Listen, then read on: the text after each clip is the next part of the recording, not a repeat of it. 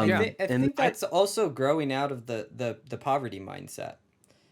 mhm, Because I think that the not looking, just simply not looking at the numbers, is part of growing up that way.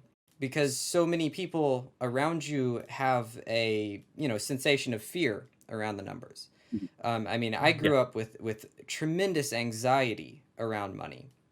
So the mhm, idea of looking at and truly seeing what my financial situation was quite terrifying. And for mhm, many people in that scenario, it's one of those situations where you're afraid of the truth, shall you say. And I think if enough people around you have that sensation of I'm afraid to see the truth of the numbers, now you have people around you who habitually don't look at the numbers. And even mhm. if you're not afraid of the financial situation, it becomes the norm of, oh, we just don't look at numbers. Mhm. Yeah. And that's endemic to just an unbelievable number of people. Well, and that's also true to what you said, Brandon, as to where if you don't know people who run businesses or are successful in their life and everyone's just a 9 to 5 worker at a factory or something, when you do start achieving things, you have no idea that you're even doing it. Mhm, You tend to devalue your work immensely. I remember me and Josh were talking in a personal call at one point, and Josh was telling me about his coding when he was young. Like he was learning to code, and it wasn't until 10, 11 years later where we realized, oh my God, if I had just doubled down on that, I was already at a point I could have been making money. And that's the point. If you don't know someone to Yep. tell you you're there, you'll have no idea. Yep. yeah. Yeah. When I was, I don't know, when I was 20, I got angry when I realized that, when I was younger, I had learned enough HTML to make money. When I was Mhm, 25, I got angry when I realized that, at 2021, I had learned enough WordPress to make money, like, and over again, I would, get older and assume that I needed to know more than I did. yeah. And So there's a common. huge yeah, there's a huge benefit of just kind of jumping in and figuring it out as you go in. And it's like, Yes. I don't know how many messages you get on TikTok, but I know how just I'm probably sitting at 2 to 3,000 messages on TikTok, and it's always what should I do? Yeah. And my Yep. I'm at a point of copy paste message. Just go do something. Yes, I don't because you care do what it something is. and you succeed or fail, and then you learn, and then you do it Right. again. And it's Yeah, Yeah. the most dangerous situation to do nothing, but we all want to do it because yeah. we don't want to see what happens when we fail. Yeah, there's a fear of failure, and there's a fear that's equal to the fear of failure, and that's the fear of hurt. This is going to Ah, hurt me when I yes, fail, so it's just better that I don't do it. And I think that's just kind of a human reaction to try to yes, Oh, yeah. avoid you getting hurt. But then at Yeah. some point, you've got the the potential for hurt has to be lesser than the potential for if I don't do this, something else is going to happen that's worse. Right. Um, I meet these guys that sell freaking hot dogs on the street and they make $150,000 a year. And Yeah. I've had the opportunity once in a while to talk to somebody like that. I'm like, why'd you do this? And they go, well, I was going to end up homeless. yeah, Like, okay, Yeah. so and what? Well, so I took my food stamps down to the store and bought some hot dogs to sell, and that's how it started 10 years ago. And it's like, Yeah. oh wow, this is a weird but very intriguing story. yeah. Right. There was a guy.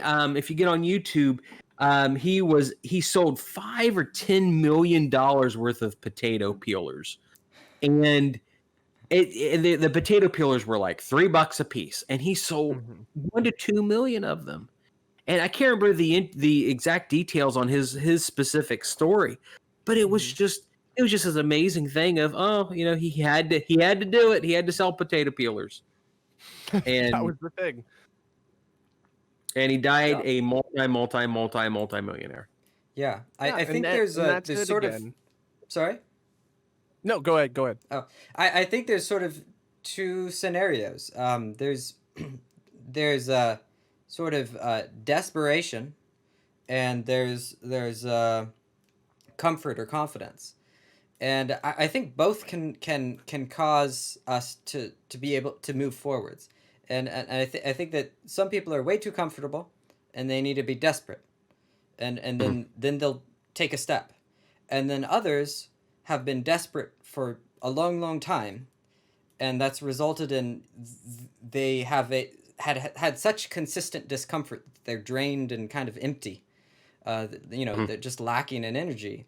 And for those people, I tend to think in terms of like, okay, well, let's make life as good as it can get, so that we can recover and feel capable of risk. Mhm. And it's interesting because it seems like it gets the same result for depending on the people, but some people, they need to like hit rock bottom and then shoot Mhm. off, and then other people will get 2 inches from rock bottom and then stay there for way too long, and Yeah. Right. they need a totally different approach.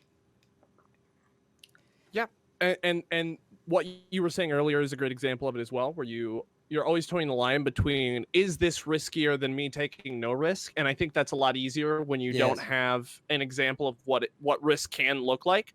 If you've lived a very safe life with a stable income and you've never taken risks, a really risky thing could be like a $100 investment to you, right? Yeah. Mhm. Which anyone trying to be successful, $100 would be nothing, right? I'm willing to throw thousands of my life savings at something if I think Yeah. it might be worth it. That's the difference in those risk tolerances that lead you to different levels of success from an early point.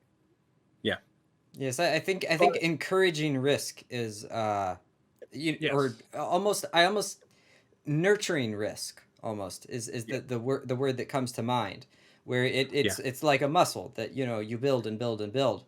And if you risk in ways that tear you down consistently, it doesn't work. But if you Right. continually risk in ways that get you just a little bit more, either in a better situation or more confident that you can risk without bottoming out again. I mean, you Right. can do incredible things. Brand Dominus, I know you have some awesome questions for Oh, investment yeah. I Joel. was going to say I wanna hear one. we have a perfect segue talking about risk. Also, by the way, my camera's off because it keeps overheating. I said this beforehand, Ah. and I am increasingly getting frustrated, but it's fine. So my question about risk is, so you are working, I don't know if it's already done, but last I heard you were working on remodeling the entire laundromat. You're going to yes, renew all of the things yeah, inside of it. Now yeah, everything. that's a massive undertaking. Now, one of the reasons in your videos you said you were doing that was because of vandalism. A lot of things were either getting broken down or were getting broken down by people. So when we talk about risk, hell, even one of them was booby trapped, right? You said that there was Yeah, a knife loaded in one. yeah, Sorry, yeah. can So you stuck a explain knife that? That's in your throat. incredible. Well, the knife. I mean, if you get on my YouTube, I kind of go over Yeah. all of the insanity with regards to vandalism.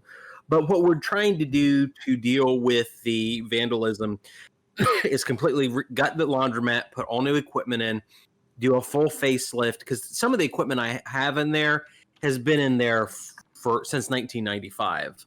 Right. That's just how it is. And so with that, we are going to go to an attended laundromat where I'm actually going to go out and find some people or a person that's willing to stay in there through the day and just take people's laundry, get it done, but then they're there for oversight purposes. With risk quantification, that's very important to me. I feel at this point as if now that I've done it for a year, I can quantify the risk. I feel more that I feel more sufficient in my place with the laundromat that taking on the debt load, because it's going to be around $100,000 just for the laundromat. I feel like at this point that's justifiable. That level of risk is justifiable. It's going to cost me $1,500 a month for all the money, but I think the reward's going to be there. The vandalism issues, they're costing me probably $1,000 to $1,500 a month. Just even if the equipment was working as intended, the vandalism's causing me between $1,000 and $1,500 a month. So That's between those things, I think that'll increase the wow. bottom line pretty substantially. So Do you think that your increased capability for risk, do you think it comes more from your perception and your increased understanding and skill, or from increased financial buffer, increased like more material reasons to be safe from something going wrong? I think for me, it's a mix of both. Yeah. It's just I'm getting more of a financial buffer. I feel way more comfortable with all the YouTube money coming in. Mhm. The YouTube money is very, very nice, very, very awesome. So that gives me increased buffer, and that's I think I've mentioned it before. That's one of my really big desires, is so I can go and take on these riskier projects without a super huge concern that my business in of itself is going to face just complete collapse. Because having a family and all that stuff, that gives me a very huge pause. It's like, oh, I don't want my family to be out on the streets. And my wife says, my wife says quite a few times, I don't care if we end up on the streets, we end up on the streets. I'm not worried about it. And Which I'm of a means that you position. get to. Yeah, she doesn't care. She does. You trust me. Everything will be fine. Do what you need to do. Yeah, And so yeah. she has a lot more faith That's in me than I have in of myself, which is a nice right. position to. Exactly. Hold Yeah. on. Yes, it's a So wonderful vote of confidence. yeah, so that's really, really nice.